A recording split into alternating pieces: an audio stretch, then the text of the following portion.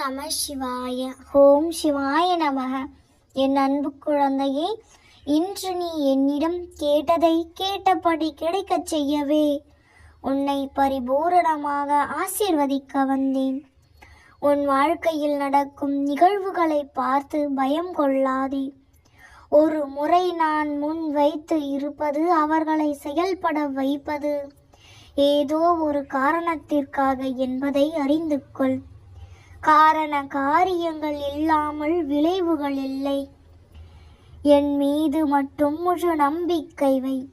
அனைத்தையும் அறிந்தவன் நான், அனைத்தையும் செய்பவனும் நானே, செயலும் நானே, விளைவுகளும் நானே. என் அனுமதி இல்லாமல் ஒரு இழை கூட அசையாது என்ற பொழுது எதற்காக தேவையில்லாமல் வருத்தப்பட வேண்டும்? எல்லாவற்றிற்கும் புலம்பிக் கொண்டு இருக்காமல் என்னிடம் எல்லாவற்றையும் அர்ப்பணித்துவிட்டு எந்த சந்தேகமும் இல்லாமல் என் அப்பா பார்த்து கொள்வார் என்று முழுமையாக என்னிடம் சரணடைந்து விடு. அப்பொழுது நான் கொடுக்கும் ஆசீர்வாதங்களை முழுமையாக நீ அனுபவிப்பாய். ஆனால் நீ அன்றைக்கும் அழுவாய், அப்பா உன்னை காண முடியவில்லையே என்றல்ல. அப்பா, நான் கேட்டதையெல்லாம் எனக்கு உடனுக்குடன் கொடுத்து விடுகிறாயே என்ற மகிழ்ச்சியில் ஆனந்த கண்ணீர் வடிப்பாய். இப்பொழுது கூறுகிறேன் கேள். உனக்கான அனைத்து சிக்கல்களில் இருந்தும் உன்னை நான் பாதுகாப்பேன். தேவையில்லாமல் உன்னை நீயே வருத்தி கொள்ளாதே. நான் எப்பொழுதும் உன்னை என் கரம் கொண்டு இறுக பற்றி காப்பாற்றி கொண்டுதான் இருக்கின்றேன். இன்னும் சில நாட்களில் எல்லாவற்றையும் நீ உணர ஆரம்பிப்பாய். உனது எண்ணங்கள் அனைத்தும் நிறைவேறப் போகிறது. யாரும் இல்லையே, எல்லாம் தவறாக நடக்கிறதே, என்ன செய்வது என்று நினைக்காதே. உன் அப்பா நான் உன்னோடு இருக்கிறேன். எல்லாவற்றையும் ஒரு நொடியில் மாற்றி காண்பிப்பேன். ஆம் செல்லமே, நான் இருக்கின்றேன். உனது விதியை மாற்றும் ஆற்றல் படைத்தவன். நீ சலித்து கொண்ட உன் தலை எழுத்தை முற்றிலுமாக மாற்றி எழுதிவிட்டேன். அனைத்தும் இனி நீ விரும்பியபடியே நடக்கும். நீ நினைத்த காரியங்கள் அனைத்தையும் கைகூடி வரும் நேரம் வந்துவிட்டது. எனது இந்த ஆசிகளை வாங்கி கொண்ட நீ இனி ஜெயமாகவும் வளமாகவும் வாழ்வாய். நம்பிக்கையோடு என் கரம் பற்றிக்கொள். நான் உன்னை காப்பாற்றி வழி நடத்துவேன். உனக்காக என்றும் நான் இருக்கின்றேன். கவலைப்படாமல் இரு. மங்களகரமாக மலர்ந்த இந்த நாள் முழுவதும் மகிழ்ச்சியான செய்திகளே உன்னை வந்து சேரும். கவலைப்படாதே.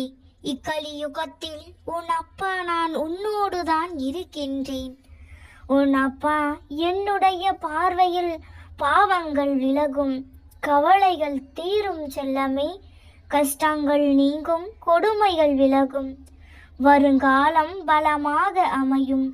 இன்று உன் வறுமைகளுக்கும் கஷ்டங்களுக்கும் துயரங்களுக்கும் நீண்ட நாள் போராட்டங்களுக்கும் ஒரு வழி பிறக்கும் என்று சந்தோஷ வாக்கினை உனக்களிக்கவே நான் வந்துள்ளேன். முழுவதுமாக கேட்டு என் ஆசீர்வாதங்களை பெற்றுக்கொள் குழந்தையே. எனக்கு மட்டும் ஏன் இந்த கஷ்டம், பலவித பிரச்சனைகள் சூழ்ந்து என்னை பாடாய்படுத்துகிறதே என்று அழுது புலம்புகிறேனே. எத்தனை காலம்தான் இந்த துன்பமும் துயரமும், இதற்கு ஒரு முடிவே இல்லையா என்று ஆதங்கத்தோடு என்னை நோக்கி கேட்கும் உன் கேள்விகளுக்கு விடை தரவே இன்று வந்துள்ளேன். செல்லமே, எதை செய்தாலும் என்னிடம் கேட்டு செய் என்று நான் கூறுவதையும் அடிக்கடி நீ மறந்து விடுகிறாய். அந்த அளவிற்கு உன் கவனம் சிதறுகிறது. நான் தான் சொல்கிறேனே, உன்னுடைய அத்தனை காரியங்களையும் நானே முன் நின்று நடத்தி உன்னை வெற்றி பாதையில் அழைத்துச் செல்வேன் என்று. அதற்கு கொஞ்சம் பொறுமையாக இரு என்றுதான் சொல்கின்றேன். எப்பொழுதும் ஏதோ ஒரு யோசனையோடு இருந்து கொண்டு உன்னை சுற்றியுள்ளவர்கள் என்ன பேசுகிறார்கள் என்பதை காதில் வாங்கி கொண்டாலும் கருத்தில் பதிய விடாமல் இருந்தால் என்ன அர்த்தம்? நீ எதையாவது யோசனை செய்து கொண்டே இருப்பதால் நீ நினைப்பது எல்லாம் நடந்து விடுமா தங்கமே? அதற்கென்ற நேரத்தை நான் உருவாக்க வேண்டாமா? எதிர்பாராத விஷயங்களை எதிர்பாராத நேரங்களில் நான் செய்து கொடுக்கவில்லையா? அதே போல்தான் எல்லாம் சுபமாக முடியும். எப்பொழுதெல்லாம் நேரம் கிடைக்கின்றதோ அப்பொழுதெல்லாம் என்னை வணங்கு. அப்பா என்று சொல்லும் போது நான் ஆனந்தமாக கேட்டுக்கொண்டு இருப்பேன். அதில் சந்தேகமே இல்லை. என்னை தஞ்சம் அடைந்த உன்னை எப்பொழுதும் நிற்கதியாக நிற்க விட மாட்டேன். ஒரு பொழுதும் கைவிடவே மாட்டேன். உன் நம்பிக்கை ஒரு நாளும் வீண் போகாது செல்லமே. இன்னும் கொஞ்சம் காலத்தில் உன் பிரச்சனைகள், கடன், கசப்பான உறவுகள் அனைத்தும் மாறி அனைத்திலும் சுகமாக வாழ ஆரம்பிப்பாய். உன் நீண்ட நாள் போராட்டங்கள் ஒரு முடிவிற்கு வரப்போகிறது. உன் ஒட்டுமொத்த பிரச்சனையும் தீர்க்க ஒரு வழியை இன்று உருவாக்கிவிட்டேன் தங்கமே. அதை இன்று உன் கண்களில் காண்பிக்க போகிறேன். உன் மனதிற்கு அந்த வழியை உணர்த்த போகிறேன். இன்று முழுவதும் கவனமாக இரு. எந்த ஒரு ரூபத்திலும் எந்த உருவிலும் உன் பிரச்சனைகளுக்கான தீர்வை உன்னிடம் சேர்க்க போகிறேன். உன் கஷ்டங்களுக்கெல்லாம் ஒரு வழி பிறக்க போகிறது. இன்று இந்த இரவில் நீ இதை கேட்க நேர்ந்தால் சற்று கண்களை மூடி அமைதியாக கேள். இந்த அப்பா இப்பொழுது இந்த தருணத்தில் உன்னோடு மட்டுமே பேசிக்கொண்டு இருக்கின்றேன் என்பதை நீயும் உணர்வாய். நீயும் என்னோடு பேச துவங்குவாய். எனது இந்த வார்த்தைகள் உனக்கு புரிந்தால் அந்த கணமே உன் கண்களில் கண்ணீர் வரும். சற்று கவனமாக கேட்பாயா செல்லமே? இப்பொழுது உனது வாழ்க்கையில் எதுவும் தெரியவில்லை என்று வருந்த வேண்டாம். உனக்கு எது எப்பொழுது எப்படி யாரால் எதன் வழியே தெரிய வேண்டுமோ அதை உனக்கு ஏற்றவாறு தெரியப்படுத்தினால் உனக்கு புரியுமோ அப்படி உனக்கு தெரிய வைக்க நான் இருக்கிறேன் குழந்தையே.